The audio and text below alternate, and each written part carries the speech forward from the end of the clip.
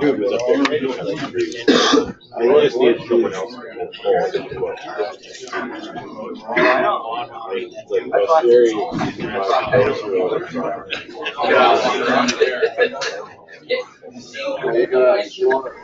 Those things are just useless. The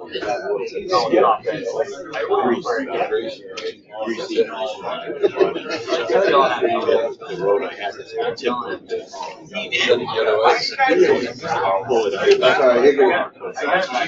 All right, 6:30. Good morning.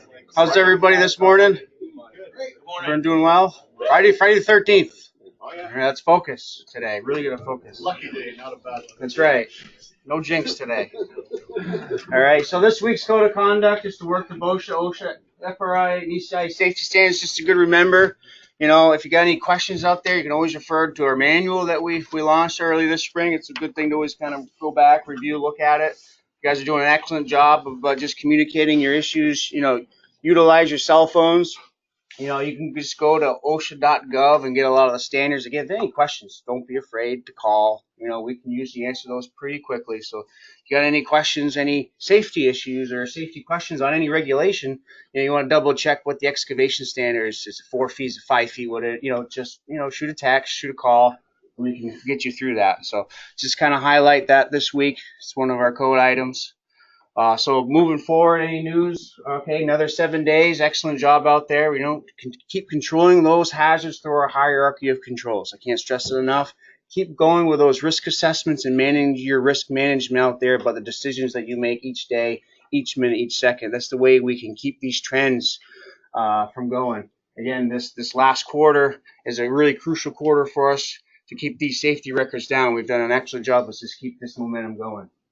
So this week, we just want to kind of highlight on some of the things that we talked about last week when it comes to underground utilities. One of the biggest things that we see, especially lately, is abandoned utilities. So we're coming, we're digging down, and we're finding these utilities. You know, it's a big burden on us because again, it's our responsibility because we're doing the excavating. So what do we do when we come in contact with unmarked? We don't know if it's abandoned or not. So we hopefully, with this training and our focus moving forward, we can hopefully expedite this situation out there in the field so we don't have a lot of downtime and we can keep going.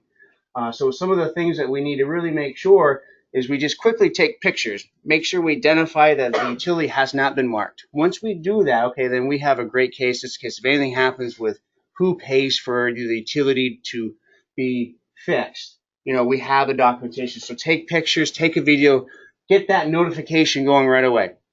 Call health and safety, we'll come out, we'll do a lot of that for you. But say if we're not here, please get that documentation by taking pictures and videos. All right, so if you need to start getting people there because you were unsure if it's abandoned or not, you know, again, you can call us, but if we're not available, call that 811 number. Okay, that's the DigSafe number, and then just give them the DigSafe ticket. Okay, just that 10-digit code. Let them know that hey, we broke a cable, we don't know what it is. We need someone here to verify that this is abandoned or not. Okay, so if you know who the utility belongs to, you know, make the call. We have identified the last couple of weeks. We've made some calls to these companies. Who should we call? Who should be the first person we call if we have questions? You know, say we excavate a gas line and we don't know if it's alive or dead. We're very confused. Here's the number. Okay, here's the number that we need to call. We have some cards here after the safety meeting. Please grab these cards. These are going to be lifesavers for you guys in the field to keep that job going for any questions or concerns you have when excavating around these. We're not able to get all of them, but we're going to hopefully keep working through this process to making sure that you guys have the most recent and updated phone numbers. So if you have questions, because these are the people that we call or I call, or Alberta calls when we have questions regarding any DigSafe issues, especially working around abandoned utilities. This is something that's, you know, it's a big burden on us because there's a lot of downtime, a lot of confusion, creates a lot of chaos sometimes on job sites. So hopefully we can expedite that by just getting the proper people out there so we can keep that job running smoothly. And then the last, just to wrap it up, you know, once they get there, remember that utility demolition permit. You know, we want them to sign that off saying that it doesn't need to be fixed so we can cut it right out of our way. You know, that just kind of puts the bow on on the whole overall process, that we have all the documentation, we have them signing off, that we don't have to fix whatever the abandoned utility is, just in case if anything comes back, it's pretty clean, a clean process for us down the road, just in case if there's any confusion. Is there any questions? So I'll leave these right here. So after Ken's presentation, please grab these, and we'll hopefully be adding those to our SWPs this winter.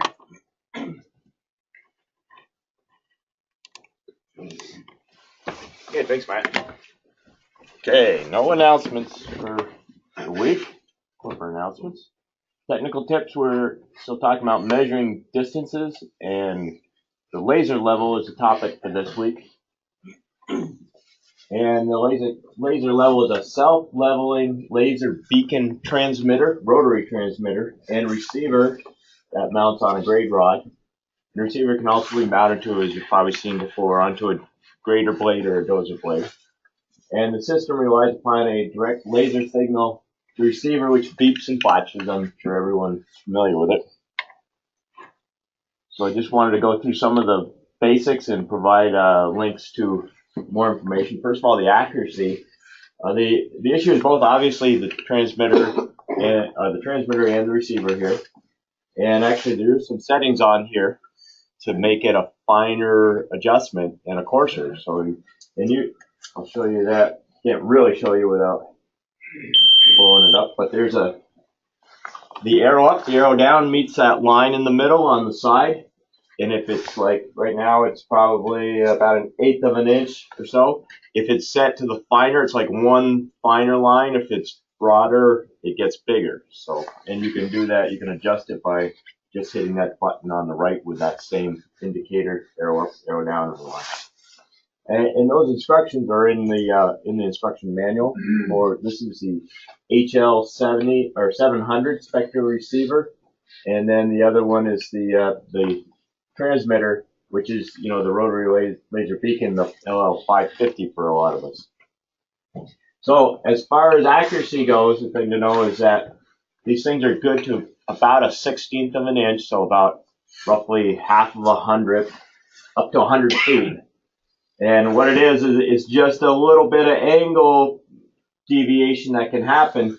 And the actual beacon is good for like 1,600 feet, but when you get out there, you're only about 1 inch of resolution on the accuracy.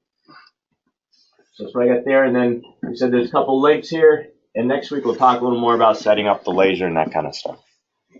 And there's a lot of menu settings here too that you can change the beep, all the signals and how it processes it. There's an algorithm in here probably to make it more finely measuring stuff. So Vermont Casting's Foundry Equipment Foundation, the project we're profiling this week in Randolph, and we're contracted with the Hearth and Home Technologies, they're the owner of Vermont Castings, to install some new material and handling equipment at their foundry in Randolph. And our scope includes design and construction of the Stelcor grill foundations. The design loads are 25 kips or 25,000 pounds in compression and 15 in tension, because this is basically a robot arm that is basically going to apply a tension on one side and a compression on the other, so it can happen to any one of the piles. So all the piles can act either in compression or tension. And we selected the pile type, performed the load test, and certified the capacity based on that load test. And we had to remove the floor slab, install the piles, and construct the pile cap foundation. And also part of our, I misstated that. That's the fabrication and installation of the circular ring is actually already fabricated. We're just installing. We prepared a template, is what we built, and installation of the new equipment afterwards. So here we are out at the site, outside doing the load test. The actual equipment will be installed inside, and we have the Stelcor pile drilled into the ground. We have this loading frame and some timber footings with a load cell on top, a little dial indicator to measure the deflection, and a load cell, hollow load cell. So we're pulling in tension on the test. We loaded it to 50 kips in tension, twice the compression load and over 3 times the tension load, the design tension load. And the resulting total movement at 50,000 pounds was just over a quarter of an inch, so 0.28 inches. And the net movement after that load was removed was only 0.14 inches, so pretty small movements, which was great. And here we are cutting the floor inside this week and installing and connecting the Stelcor piles. And remember, the Stelcor is basically, I don't have a good picture of how it works, but there's like a screw front piece, lead piece at the bottom that acts like a big wood screw that sucks the pile in. And at the same time, above that, there's these flights, and these flights are basically reverse of the head. So as the head is trying to pull in, this is actually going the opposite direction, acts like a big screw pump. And then you just pour the grout. We take a cement grout, and we pour it into the pit, and it sucks it right in like a pump. And it basically will give us a grouted pile with leaving this piece, Stelcor, meaning the steel core, and that core is left in place, and then you grout the inside, and then you have a grouted steel pile. And there we are. We're inside, limited headroom, but made it work. And we welded all the connections as well as having bolted connections. The engineer required us for their design, since especially it could go in tension or compression, could change. So the idea was to weld that joint so that you didn't have any slop in that connection. It was just bolts here with the potential for slop. So how many Stelcors did you put in? we installed 4 of them. 4 of them. Pretty simple, straightforward machine foundation. So from the photo archives, this is the site of the U.S. Border Scanning Equipment Facility on the New England Central in East Albert, or Albert Springs, technically I think it would be. So this is the fenced-in area. There's some equipment over here. It's basically a big radar machine that looks inside of the freight cars going through. And we installed that. We did the site work, the foundation, back in, I didn't put the date, but it's right there, 2008. And so every car that comes down from Canada gets scanned to make sure there's nothing in there that could be, a terrorist threat. And they have them at every one of the border crossings for the railroads. And I think they also have the same technology, I think, at the port of entries too, right? Basically, you may not notice it, but a lot of trucks get diverted and they go through a process over there. It's the same sort of thing. That's what I got. So if you have any questions on this, I'd say check with Ben. Pass the buck.